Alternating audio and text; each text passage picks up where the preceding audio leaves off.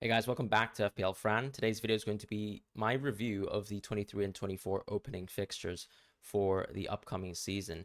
Now, as we know, of course, the most important thing when you go into Game Week 1 is to look at really the first 8 or first 10 game weeks of fixtures. Any far beyond that, I really don't think there's any point to look into that. Of course, it's interesting to see what kind of runs that teams have later on in the season, but you really shouldn't be drafting or even thinking about that. I would also say the most important thing here is to also look at the strengths of the fixtures, and I'll be walking you through how I have derived a sort of fixture difficulty rating for the teams for the upcoming season. This is the alphabetical list, of course, and as you can see, most of the teams that have green fixtures are going to be people who had great seasons in years past. So your Arsenals and your City, for example, who were really strong last year. At the same time, of course, United, Newcastle, Liverpool also having a great seasons last year. Liverpool, a bit of a drop off, but because they ended the season so strong, they're definitely up there. And then Brentford, Brighton, Aston Villa, these are your teams I would say that surprised last season and probably overperformed, but not necessarily on underlying stats. So there is a good argument to say that these are teams that we would expect to do well going forwards.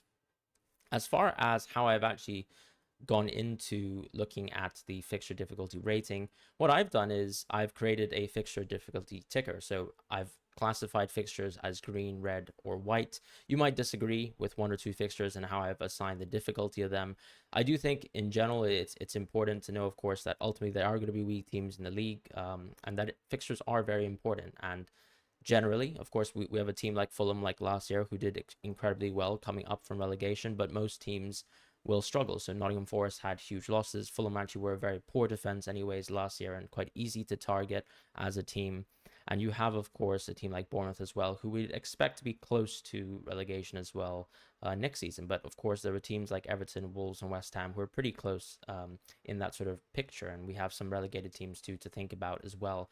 And unfortunately, it is probably correct to rate those teams a little bit worse than you'd expect compared to, as I said, a Brentford or a Brighton. However, what I've done is then transformed these green and red and white fixtures into a ranking where green fixtures are 3 points, red fixtures are 2 points, or actually 1 point, sorry, and then white fixtures are 2 points. So that sort of medium level of difficulty. And then what I've done is actually added a decay factor to the fixtures. So from game weeks 1 to game week 10, I've added a decay factor. As you can see, game week 1 is the most important. We're going to get the most amount of information then. So we have full comfort in how we know or how much importance really a fixture difficulty is on that week. And then slowly you can see that the decay goes from 0.85, which is just an arbitrary rating that I've chosen, and I've decided to decay more and more as the weeks go by. So of course, the importance is all around game weeks 1, 2, 3, and 4, and then it slowly becomes less important how great fixtures are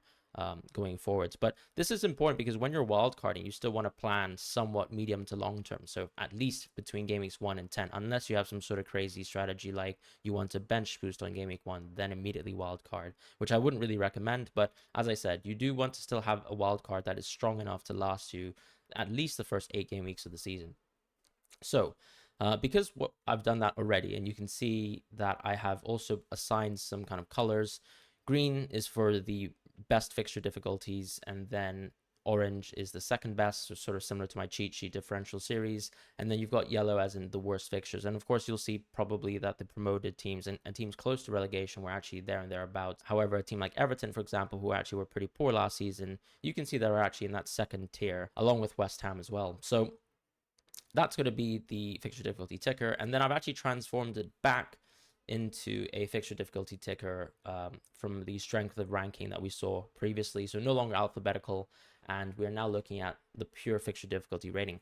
What surprises me the most is actually Brentford is so high up there, and a team like Chelsea as well. I actually don't rate Chelsea much, particularly based on what we saw at the end of last season, but you can't deny the fact that they actually have a great run of games after Liverpool. So, I mean, getting to play 3 home games in a row, West Ham, Luton, Nottingham Forest, is perfect. And then you also have Bournemouth away. Simply just a fantastic run of games for Chelsea. I imagine a lot of us will be picking some Chelsea defenders because it's very easy to sort of book a defender into your wildcard team and then actually not play them versus Liverpool. You can keep them there as well. The attackers for Chelsea are going to be very tough, so I don't really think that they're too important to look at right now.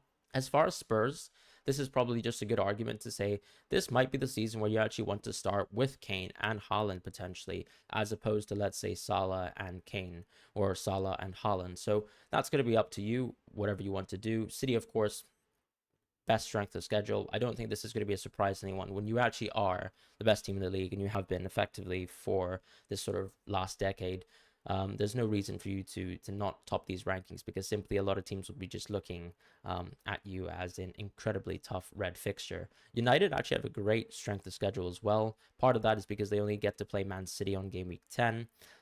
They don't even have to face Liverpool at Anfield, so that's going to be a huge positive for United.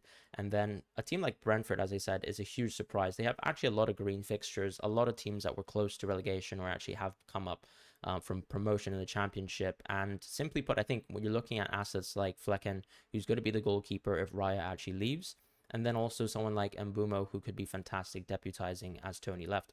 Mbumo actually had a fantastic run after Tony was suspended near the end of the season. And as we know, Tony's suspension runs until January 2024. So Mbumo is going to be interesting. Some people might even be going for Wisa, who actually got a lot of minutes as well during Tony's absence. So that's going to be something to look forward to. You might even want to triple up. I don't think there were any midfielders that were that interesting from Brentford.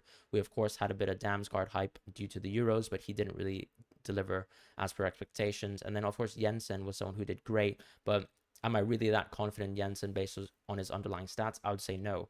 At the same time, you have teams like Brighton and Aston Villa, who were fantastic last year, who do actually have an interesting run of games. What I would say about Brighton is that they seem like a team where you can actually maybe go for someone in game week 1, because they have some great games from game weeks 1 to 3, and then it gets super tough between that run of 4 to 9, where they actually have to face United, Liverpool, and City. So that's going to be a really tough run, in my opinion, for Brighton. So I would actually think about maybe starting with a Brighton asset, maybe then switch them into an Aston Villa asset, because as you can see, as the run starts to get worse for Brighton, Aston Villa becomes quite interesting. Not so interested in the bottom half for now, but simply because United and Arsenal are so strong and actually have such great fixtures, I do think it's worth thinking about if the United assets or any Arsenal assets are actually priced well next year, that we definitely have to think about at least booking 2 to 3 slots in our team for both teams, as we sort of did towards the end of the 22 and 23 season.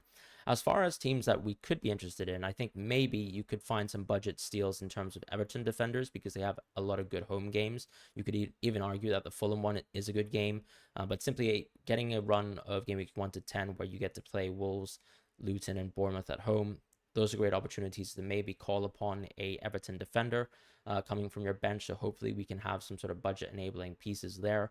West Ham's an interesting one, because we of course saw someone like Bowen 2 years ago who actually had 200 points, but they really dropped off last season despite actually winning the Conference Leagues. Of course, congratulations to West Ham fans there. But unless they're actually priced poorly, I don't really see myself tapping into West Ham, because, as I said, the beginning fixtures are actually very, very tough for them.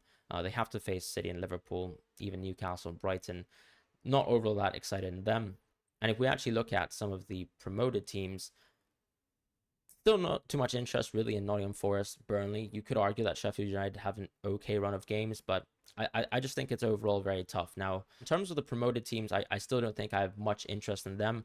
Of course, last season, someone like Awoniyi from Nottingham Forest actually had a great run of games near the end, but there's not really a sort of talismanic player that I'm thinking about now from these teams where I would really immediately consider them being a part of my Game Week 1 team for now.